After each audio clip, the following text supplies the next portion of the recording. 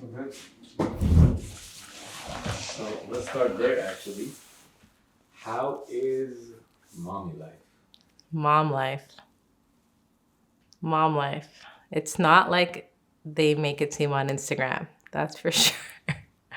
Um, Becoming a mother to two times to two beautiful Black girls has kind of redefined, reshaped my purpose, my why. I think it's made me hustle harder because they're looking at me, right? They're looking at everything I do, all my actions.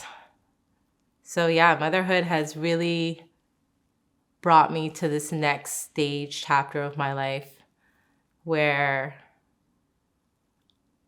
there's no way I can fail.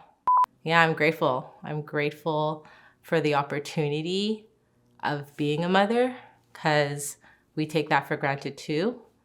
We need to understand the blessings in being able to reproduce. It's not an entitlement.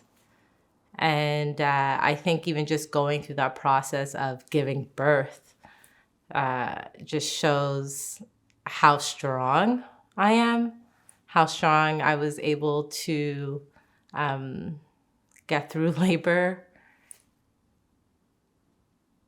create life. Being raised in the West Island, you have this preconceived notion of this idea of privilege, and then being sent to private schools and being sent to skiing lessons and being in these circles where you're the only one. And then high school finishes, and then you go into college, and then you're an outsider for the white crew, you're an outsider for the Black crew. So I spent, I would say, the last 2 decades of my life trying to resolve who I was. I think that conflict within myself of not feeling like I fit in, like I'm not Black enough, that has really shaped the work that I do now and why I do it. And before, like, I felt like I was, just really blaming people for like considering me a certain way. But I know it's because of a collective trauma that we've experienced as a community, that there's just this misunderstanding and this misconceived notion of what being Black is. Yeah, it's just making sure that they know exactly who they are and how lucky they are to be Black girls, how beautiful their hair is.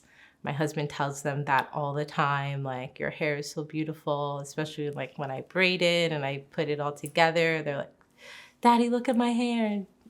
So she has this at 3 years old, she has this like strength and I picking her beads and like those type of like connections to our culture, which I'm super proud that we've been able to instill.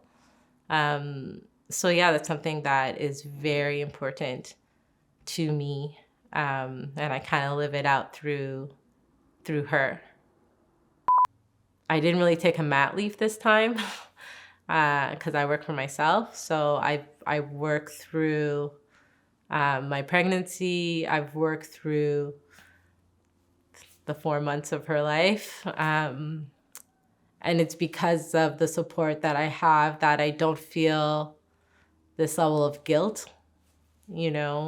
or this level of not doing enough, or this level of having to just put my dreams or my vision aside to do traditional roles.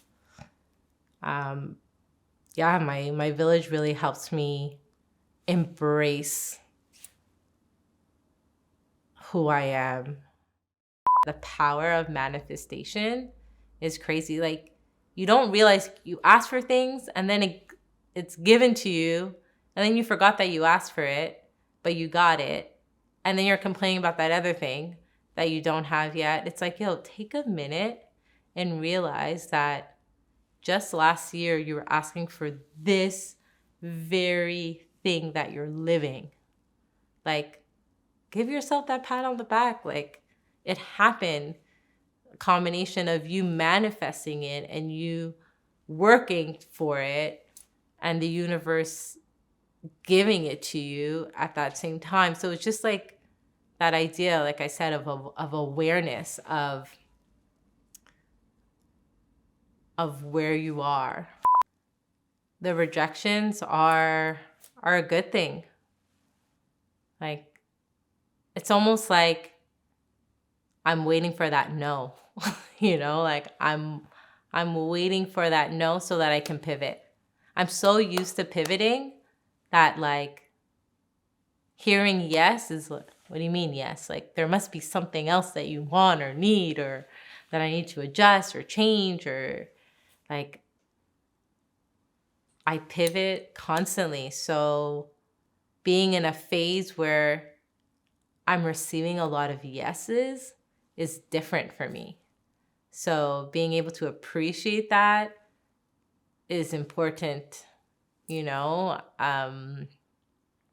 So now this change is like intuitive with how I live my life. I think another huge driving force is my great-grandfather, when I was like maybe 10-ish, told me like this weird cryptic thing that, you know, you have to live to have people at your funeral. And I'm like, what? Why would you, like, what does that mean? You know? And now, like 20 somewhat years later, having experienced death, loss, grief, and having attended funerals, I see what he means, you know, like, what's the impact that you're making on someone's life? You know, like, are you a good friend?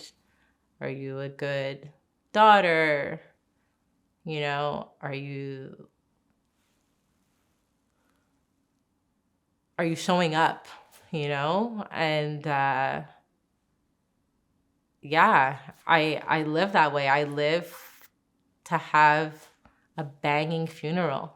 Like, that's what I'm living for, you know, like to have a banging funeral.